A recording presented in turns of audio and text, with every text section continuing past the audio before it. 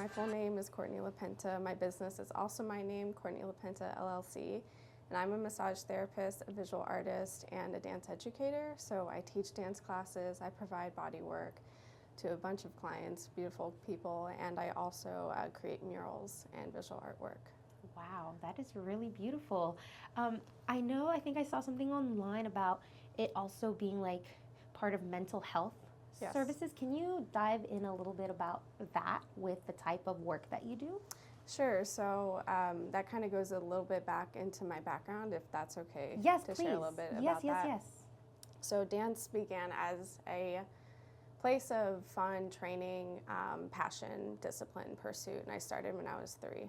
And I kept dancing until I was in high school, and by that point had become very serious about that. I was training probably 20 to 30 hours a week on top of being in high school. I had found my passion in contemporary dance specifically, which is about emoting yourself as well as being highly technical. And around the time of 13, I had discovered, like through my own challenges with my family, moving, that I had a lot of emotions that needed processing. Didn't know how to communicate it at that time, which is a natural part of being a teenager. And so I used dance as a resource to be able to express myself and understand what I was feeling and what I was experiencing. So I used that modality throughout pretty much the entirety of my career, not only to be a professional and provide artistic language to the world, but to also find a way to regulate myself and everything that happens in this world. I ended up, before COVID, lost my dad suddenly. I'm so sorry. Thank you.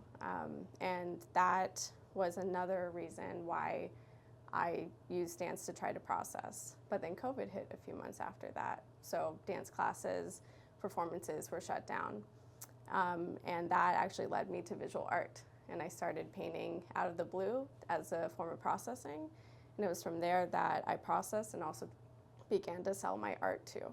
So when you're in an introspective process and you're sitting down, you're painting, you're thinking about more than just the colors and the movement. It's something more emotional, for me at least it was. And I was able to process the grief that I was experiencing through that time. And I think a lot of artists do that with the work that they have.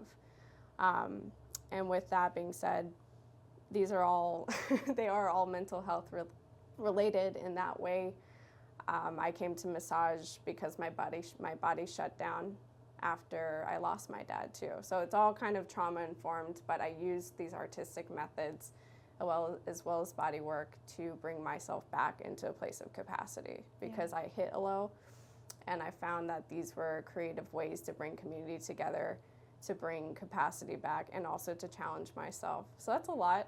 I understand that. No, that's great. But, yeah. I love that you were able to find like something that helps you cope and manage with internal struggles and pain that you were going through. And I love that you took that and decided to share that with other people and help them, because you probably saw and experienced that pain and you were like, I need to help people with this. Like, this helped me so much. I want to also share that experience with others, and maybe I can help change their lives and help the community in some way.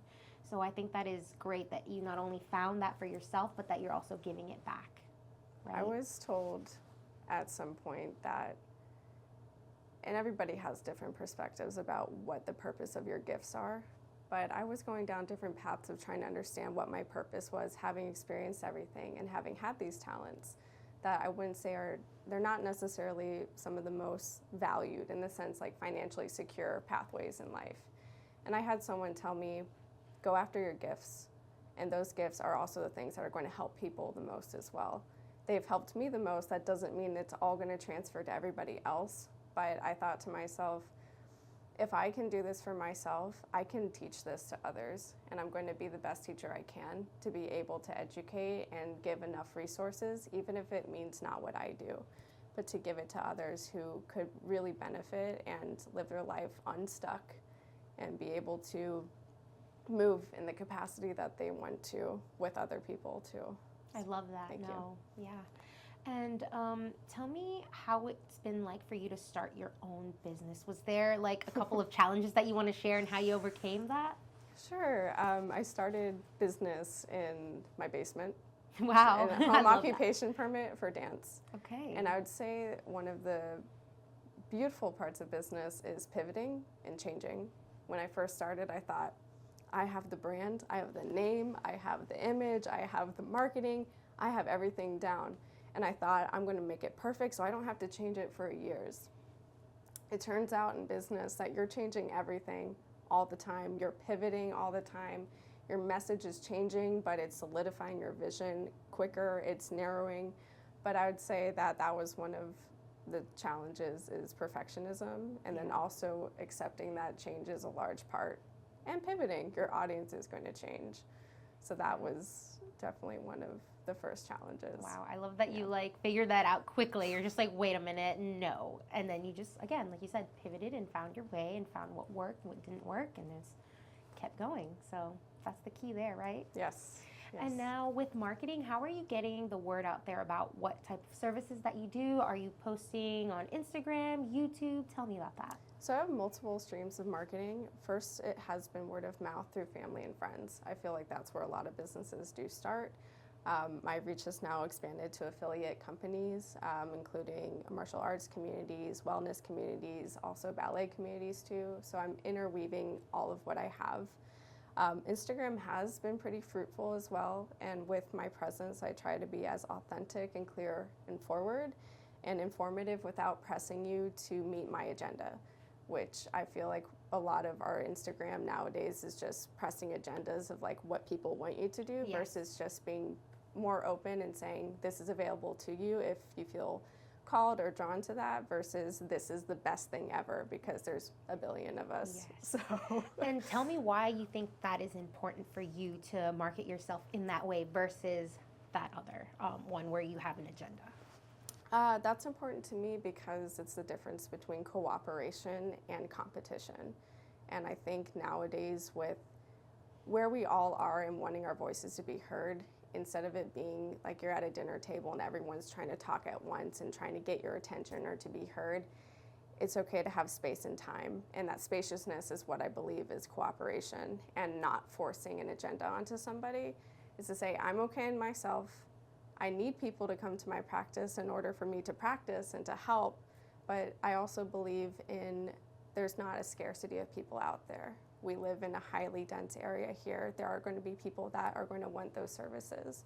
So it's a trust that there's a space people are going to be able to come to me in need of something, and that doesn't necessarily have to be something that they're coerced to have to experience. Yes. And that's an intense word to use, but I find that marketing has a tendency to operate that way, but there's also a tendency for it to not. Mm-hmm. And I'm trying to start from the beginning of being open, but also show what I have awareness of and guidance of, so people can decide on their own if that's what they want.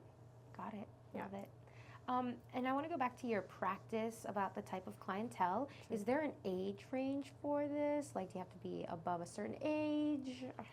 What is the typical age range that I see coming in is about, I would say mid-30s is the average, but I do see adolescents on occasion. I do have young athletes coming in to me. I also have people on the other end of the scale that have chronic pain. I have patients that are experiencing cancer at the moment. So it's a whole wide range, and I'm choosing to be general right now in order to help the most people I can with the skills that I have. Wow, that is a big range there. For some reason, I don't know why I thought it was like more for like kids, but I'm glad that you clarified that for me, because I was like, only for kids but not adults. What if some adults want to do that? But I'm glad that you clarified that. That is awesome that you have a wide range of ages that can go there. And who are you outside of your practice? I mean, it probably goes hand in hand with what you are and what you like to do already, but anything else that's different out there? Do you like to travel? Are you a cooking type of person? What do you like to do? That's interesting.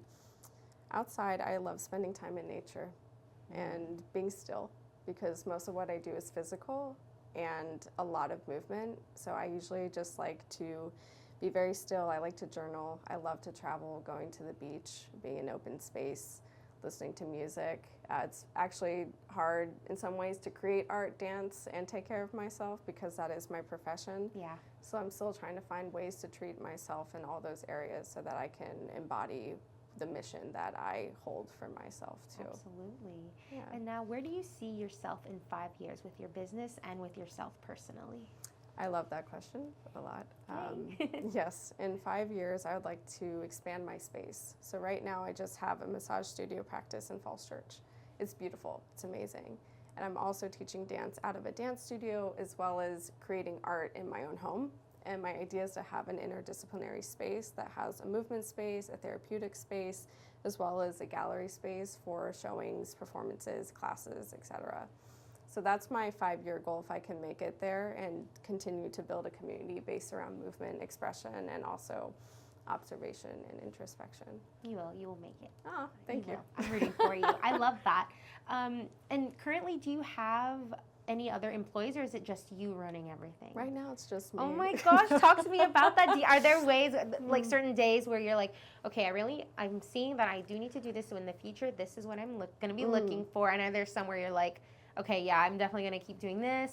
Tell me about that. So I hit the capacity point where this is actually my first full week of clientele. So I have a full 16 appointment clientele week in my practice after 6 months of building this.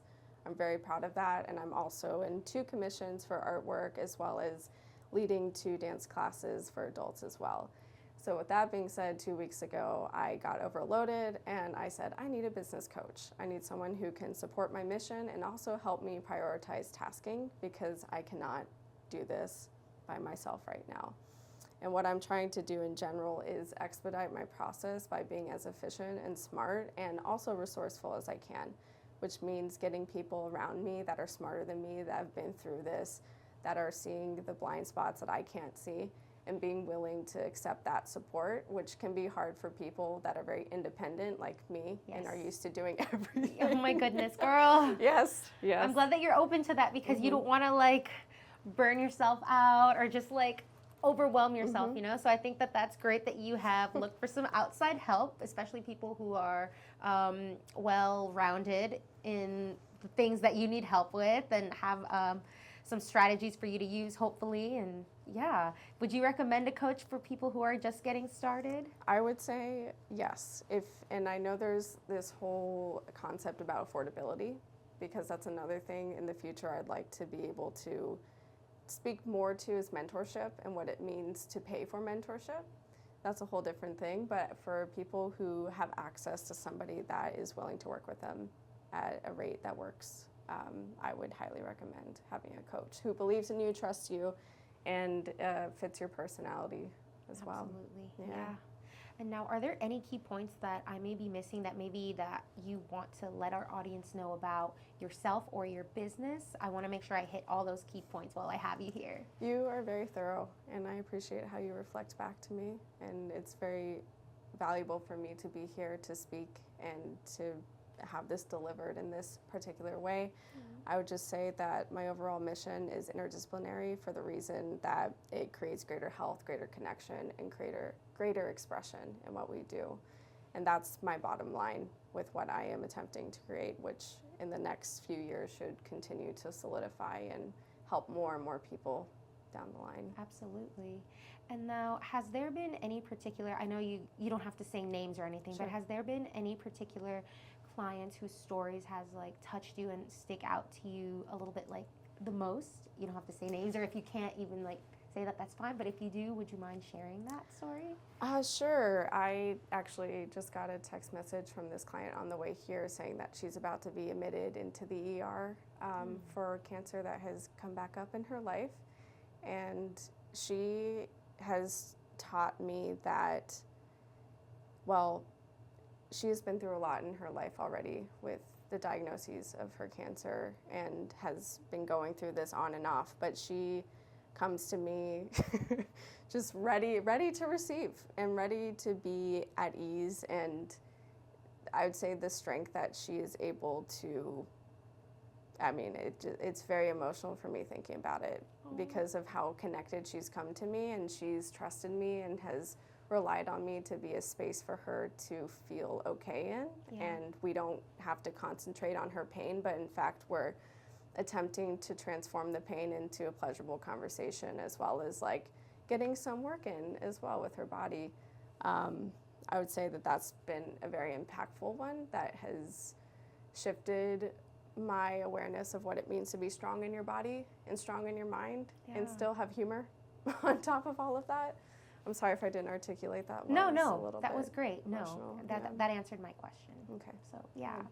And now I'm going to go back a little bit to the beginning for you. I believe I saw somewhere that you used to be or you went to school to be a meteorologist. My parents are both meteorologists.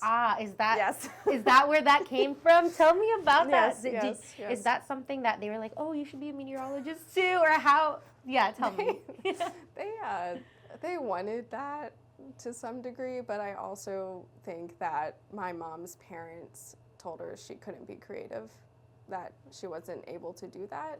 And I think that limitation was put onto my sister and I to say, you can do whatever you want, and we're going to support that. So my sister's an ornithologist, so she works with birds. I was going to ask you what an ornithologist is. I'm so sorry. Yes, no, don't be sorry about it. It's an interesting way to phrase study of birds, essentially. Okay. And so she got the science, well, she's more in the hard science research area, but I would say that our whole family operated under a lens of skepticism, like question, use empiricism, use a trial and error system to figure out what works and what doesn't. So I've been very influenced by the scientific method as a philosophy of my life, and I use that to train myself in dance and become an elite level dancer with the work ethic that they showcase as being scientists as well, and just people of good character, morals, and integrity. And passing down that ability to work as well as that ability to research and be curious is what I feel has propelled both my sister and I in our careers to be able to explore, achieve, innovate. And I would say if they weren't meteorologists, we probably would maybe go the same path, but they actually met in grad school, and my mom got my dad a job at NASA, so they were both working at NASA. Cool. That is very cool. That's no small feat there. Oh my goodness. That is amazing. NASA, like, hello. That's like the head of science over there. Yes. Oh my goodness. Would you give anybody some advice who maybe are struggling with what career path to go through, or like having people maybe in their circle or close to them who are like, no, don't do that because it's not going to suit you, or there's no future in it, but that's their passion, and they have a hard time struggling, and maybe they are like pressed with time. They're like, I need to figure it out soon. What advice would you like to give to them? I would advise them to experiment and try as much as they can and discover what are yeses and what are nos. Oftentimes we don't know what we want, like you said, and we go off to the first experience and expect it to be the one that lands. For some people that's true, for others it's not, and it takes longer to figure that out. And I would say to surround yourself around people that believe you, and there is the capacity to be fueled by doubt of someone not believing in you, therefore you go to prove, but that becomes an extrinsic motivation to find yourself versus intrinsic of I want to do this for the sake of I believe this is my path and what I want to do, and finding people who will be around you who are going to bolster you. They might not necessarily understand what it is you want to do, but that's okay as long as they believe in you and you have the ethic, the character, the integrity, as well as, resources is important too, to go after what you want to, but to do so with humility, and that it might not be the first thing that you land. Absolutely. And what kind of resources would you recommend? Like, were there any podcasts that you listened to for motivation or books? I recommend mostly talking to people in the fields. Going after those people, emailing them. There's a lot of altruistic characters, mentors out there that will see a student that's really interested in what they do and want to talk to them about it. I don't think it ever hurts to just reach out to a number of people in specific fields who are doing what you're doing or want to do, and just talk to them, see how that works. I think that's most effective. I think books can give you that extra idea and find out how to narrow your thoughts in on that, but I'd say talking to people is the most efficient way. Absolutely, yeah. And then maybe through that you can like maybe shadow them or get your hands in there and figure out like how this is working for you if it's something you like. So you're right about that, like getting that firsthand experience and like one-on-one conversations with people. And for my final question, if you could leave our audience with one type of message, it could be advice or anything that's on your mind or in your heart, what would that message be? It is more than okay to go after what makes you passionate, and also it is more than okay to focus on your health and whatever that means to you, because both are important to one another, and without either of them, it's going to be a lot harder to live the life that you want. Absolutely. Well said. Thank you so much for being on the podcast and for sharing your story and your trials and tribulations with us. We really appreciate it. Thank you so much. Absolutely.